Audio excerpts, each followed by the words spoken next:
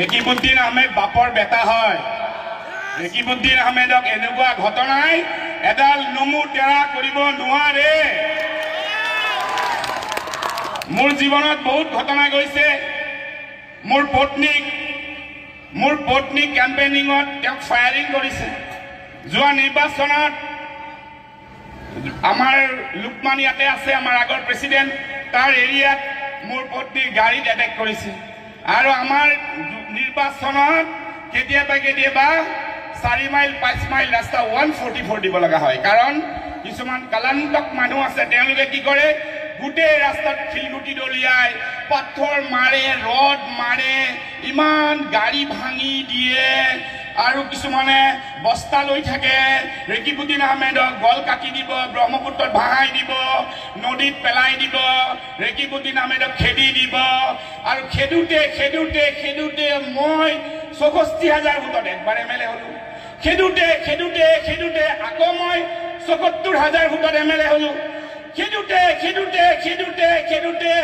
দৌৰাতে 94,000 ভোটত MLA হৈ গ'ল। আৰু আজি মই ঘূৰি যাব লগা আছিলে।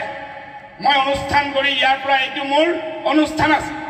আৰু তাইজুদ্দিন দাক ক'লো নহয়, আজি মই ৰাতি চনতলিতে থাকিম। এতিয়া আজি মই চনতলিতে থাকিম। গৰৈমাৰী চমৰীয়াৰ মানুহ বহুত মৰমীয়াল হয়। মোক কোনোবাই খেদিব, মোক কোনোবাই গোবেক দিব, মই ৰাস্তা বনাম। মোক কোনোবাই শিলগুটি মাৰিব, গাড়ী ভাঙিব, মই হস্পিটেল বনাম। মোক কোনোবাই আকৌ অত্যাচাৰ কৰিব, গোবেক দিয়া নিউজ বনাব, মই ল এণ্ড অৰ্ডাৰ চিটুৱেশ্যন কণ্ট্ৰল কৰিম। মই থানা বনাম, স্কুল কলেজো আগবঢ়াম, ৰাইজক একতাৰ দোলেৰে বান্ধ খাই লৈ যাবলৈ প্ৰতিজ্ঞাবদ্ধ হম।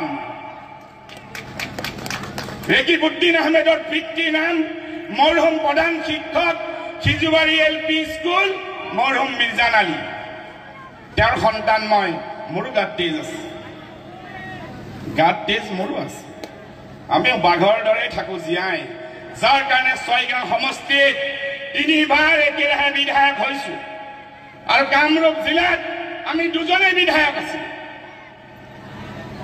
নন্দিতা দাস আৰু ৰেকিবুদ্দিন আহমেদ। আৰু এইবাৰ আজি ঘোষণা কৰিছো, আকৌ নন্দিতা দাস, ৰেকিবুদ্দিন আহমেদ 26ত বিধায়ক হৈ আহিব। খালি অলপ ঠাইটো ইফালে হ'ব, অলপ ব্ৰহ্মপুত্ৰ ইপাৰ সিপাৰ হ'ব। ৰেকিবুদ্দিন আহমেদ, নন্দিতা দাস 2জনে আকৌ বিধায়ক হৈ আহিব। কামৰূপ জিলাত ডাবল ডিজিট কংগ্ৰেছে বিধায়কৰ আসন এইবাৰ গ্ৰহণ কৰিব।